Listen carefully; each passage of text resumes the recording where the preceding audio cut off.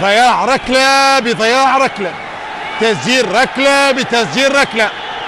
هذه الثالثة الآن، الركلة الثالثة لليمن، الثالثة لليمن، وجول، جول لليمن. أنور الطريق يسجل هذه المرة. 3 ركلات لليمن بهدفين، والآن الثالثة للمنتخب السعودي. كانت في وضعية طبيعية. قبل هذا نعود لركلة جزاء منتخب اليمن.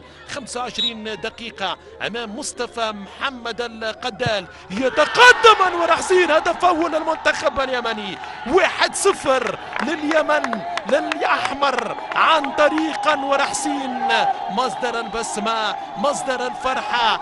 كان سجل في المباراة الماضية أمام المنتخب الليبي، عدل النتيجة في الدقائق الأخيرة، ثم يسجل اليوم الهدف الأول للمنتخب اليمني من علامة الجزاء.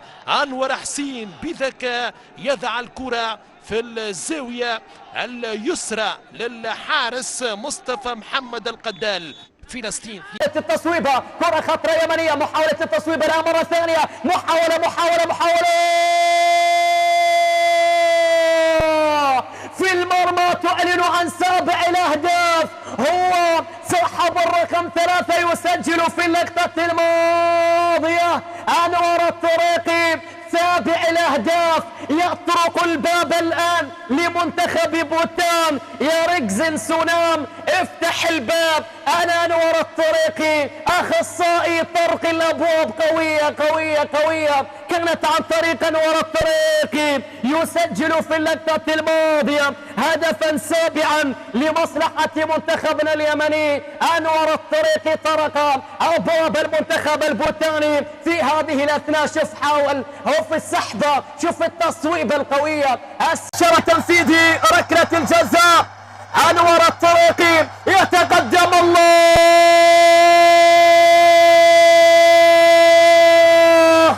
أول أهداف منتخبنا من خلال هذا اللقاء.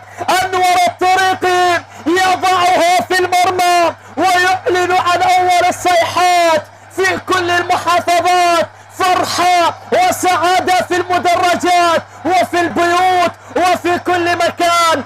أنور الطريقي يطرق باب سهان الرحمن، وضعها على يساره وهو راح في اليمين. 1-0 لمصلحة منتخبنا الناشئ. الله يا أنور، الله يا أنور، أخصائي طرق أبواب الخصوم، أخصائي طرق أبواب الخصوم أنور الطريق. وأنور زملائه لنقاط بهذه اللقطة، وقتها صعبة جدا على حارس الماليزي يحتفل مع زملائه. نتيجة بينما أنور، نعم أنور يضيف الهدف الثاني للمنتخب اليمني. المنتخب اليمني الآن يتقدم بالهدف الثاني. هذا ما كان يحتاجه المنتخب اليمني. اعتقد بعد الآن سيحافظ، هذا ما ذكر. وأول ركلة ترجيحية للمنتخب اليمني، أول ركلة ترجيحية، وأرشد الشاكوري وأنور. يلا يا طريقي، يلا يا أنور، كرة محاولة، هدف أول يمني. برافو برافو أنور الطريقي، وضع كرة في جهة والحارس في جهة، كرة في زاوية يمنى وحارس في زاوية يسرى. هدف تعادل وركلة ترجيحية، تعادل أولى للمنتخب اليمني. يلا يا شباب، أنور الطريقي